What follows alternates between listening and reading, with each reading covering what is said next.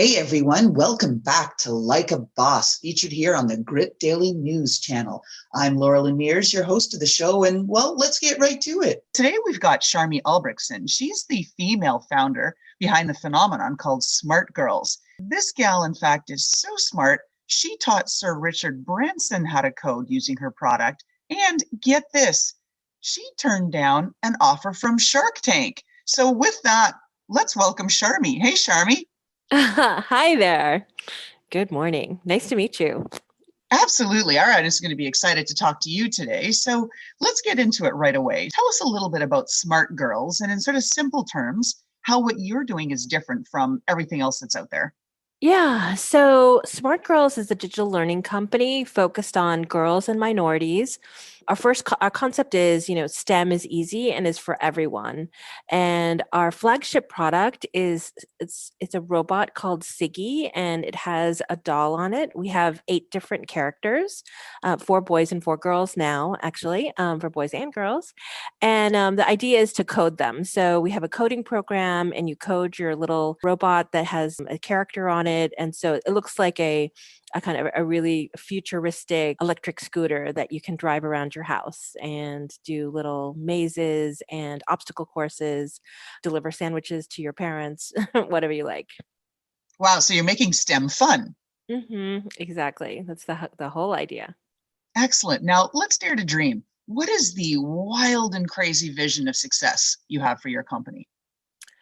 Well, I mean, and we're working on that now really, is that, thanks to COVID and, there's always a silver lining to, a global pandemic, is that this summer we were able to put our products online and do an online camp for kids. And it was just a total blockbuster. And we ended up on Good Morning America, and Good Housekeeping named us top STEM camp. And what we found is that instead of just, selling our products into schools or via Amazon, where kids kind of have to figure it out on their own, if we did a really fun edutainment experience for them where they got, what we called it camp in a box. So, or an experience in a box, you get a box at home and then we teach you how to use it. The possibilities are endless, really. And so we're looking at, like, in the future, an entire brand concept based around the Smart Buddies, new product lines. And so kids would belong to a club, the Smart Buddies Club, and they could take classes with us. And we're potentially looking at a TV show that they could watch and get inspired about the various topics that we have. And so really, making STEM fun and enjoyable and hands-on. That's our goal and our mission. Oh, I love it. It's kind of like taking the American Girl dream and the whole thing around the dolls to a whole new level that's rooted in application in science and STEM. And as a STEMinist, it's music to my heart, Sharmi. Yeah, well, I mean, we've had, 36,000 kids go through our program with, fantastic results. We have a 4-star rating on Amazon. And so both parents and kids really love what we're doing. But, our next step is to just, get a microphone to make sure that the public knows about what we're doing, and, to really create this mega community of kids and parents who love STEM. Excellent. Now, what do you wish someone had told you about founding a startup? I would say that, I mean, one of the toughest parts, as you know, is raising funds. It's the toughest, it's the hardest part of making a startup happen, and it's often difficult for founders because we love our babies, and we love our ideas, and then when you have to go and you have to sell it to an investor and you have to engage them, they are very different. I mean, especially me, I'm a dreamer, and our company is mission based. It's about, helping kids. And of course we want to make a sustainable company, but because of the way that the financial systems work, I mean, you really have to show, like, these fantastic numbers and, these unicorn concepts to investors in order for them to invest, because you have to make up for the other companies that failed. So it's really, oftentimes it can be, really tough to be able to speak their lingo and to, raise the funds. We've raised 2.7 million so far. So, I can't say that I haven't done it, but, we've done it in various different ways through smaller angels and also through crowdfunding, which we find to really resonates with our customers and our fans. So. Maybe that's a good segue for one of my next questions, which is to talk to us about the hardest thing that you've ever had to do, personally or professionally, whatever you're comfortable sharing. Yeah, and I mean, I would say that the hardest thing I've had to do, well, I mean, there were two things. I think getting onto Shark Tank was hard. It's a very long and arduous process and very, very stressful.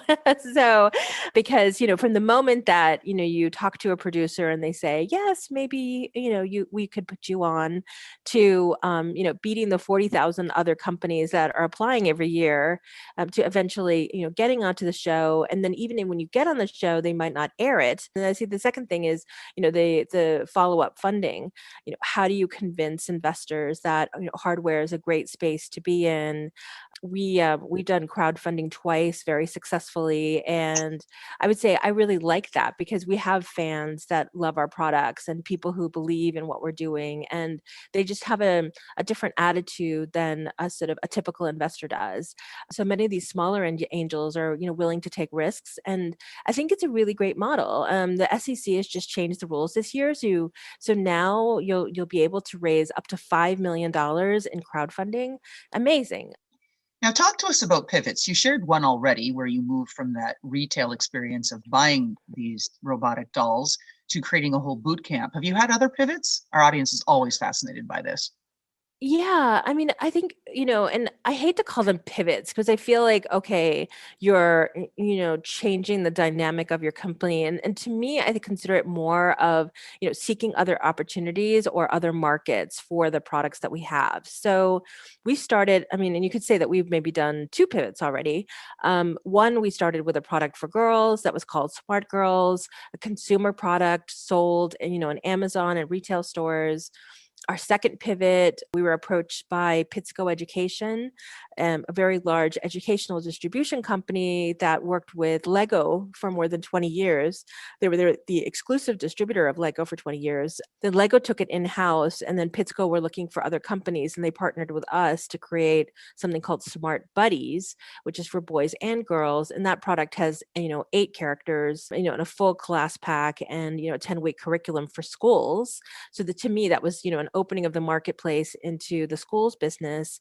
And then this year, because of COVID, we couldn't launch our Smart Buddies. All schools in America were closed. Actually, all schools across the world were closed. And so we decided to take it online. And that's when Smart Buddies Live, was born, and, a really exciting and new opportunity. I think online learning is going to be something that we're going to continue to do after COVID.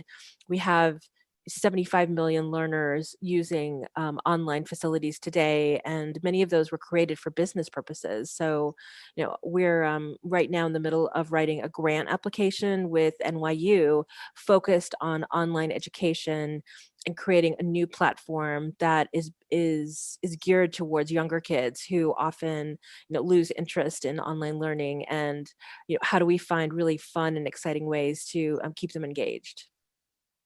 I'm going to ask that you share your best tip for the next generation of women in tech.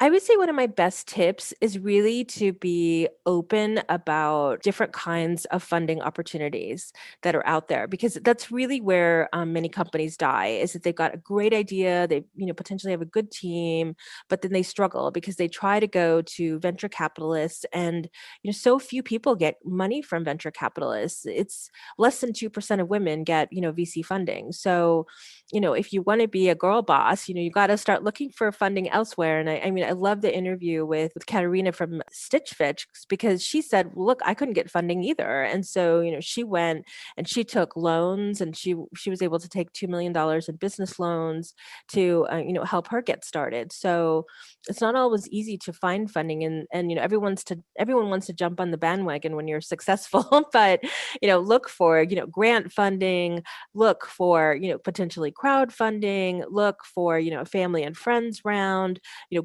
go and look towards accelerators that will, give you a bit of seed money. I mean, there's money out there. You've just got to, dig for it.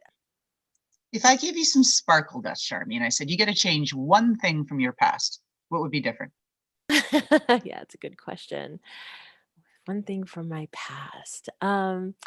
I would say that, especially when it comes to SmartGurlz, is that I would have considered, tried to analyze the market a little bit better about what was out there and how the retail market was changing. So retail is completely different than how it is today. So really looking into the crystal ball, looking at trends, studying trends, being able to better predict the way that people are living their lives. I would say being a better, what I would call an anthropologist, and trying to understand the kinds of trends that people are going through. Like, for example, now I think that we're on the right track with regards to COVID, because we know now that everyone has been at home, and many kids and students have been studying online. We now have an opportunity to do it even better. Everyone has now kind of broken the ceiling, in some ways, or at least have put their toe in the water. So let's try to get them swimming, right? So yeah. Absolutely. To that end, how can our audience help you? I mean, I would say, if you know of kids that are out there that would be interested in STEM, or maybe are not interested in STEM but love to, play with toys, check out our website, smartbuddies.com. We have a coupon code right now, so you can get $50 off at one of our classes. So, join our community. We have like thousands of parents and kids who are taking our online classes right now, and you get a, Smart Buddies box in the mail. Really exciting. So, you could do that, or you can join our crowdfunding campaign. We're on wefunder.com, and we have a crowdfunding campaign going right now. And just with $100, you can become an investor, get some shares into our company, belong to our community. We do events for our investors. You get newsletters. Right now, we're running weekly investor sessions where we give out prizes and stuff. So, and coupons. It's fun to be an investor with us because, unlike every other company that you invest in, you hear from them except for maybe once a year. You get an annual report. From us, you'll be hearing from us all the time with quarterly newsletters and, investor sessions where, you can meet us live, ask questions. So we're here for you. Excellent. Now, Yeah. last question, which of course is the most important of the entire podcast. If I peeked into your closet and there was one pair of shoes that stood out that spoke to your personality, is it a pair of boots, stilettos, sneakers, flats, or flip-flops? That's so funny. So I would say like it's a pair of really cool combat boots but they have like a style to them. So they are Valentino. They're Valentino combat boots. And the reason that I love them is because, they have this style, because I'm not a teenager anymore. So The perfect pair of shoes for a yes, STEMist. Well done, exactly. Sharmi. Valentino combat boots. There you go, Yes. right? Ready for Kicking battle. ass and taking names. Yeah. Absolutely. Love it. All right. Well, with that, thank you so much for spending time with us here today at Like a Boss. We really appreciate the opportunity to hear from you, and best of luck with your WeFunder campaign and everything Thank you else so that you've much. got planned for Smart Buddies. Thank you. Appreciate it. Thanks for listening. And if you'd like to be a guest on our show, well, why don't you apply? You can contact Julia at gritdaily.com. And how about that fantastic intro by Touch Circle?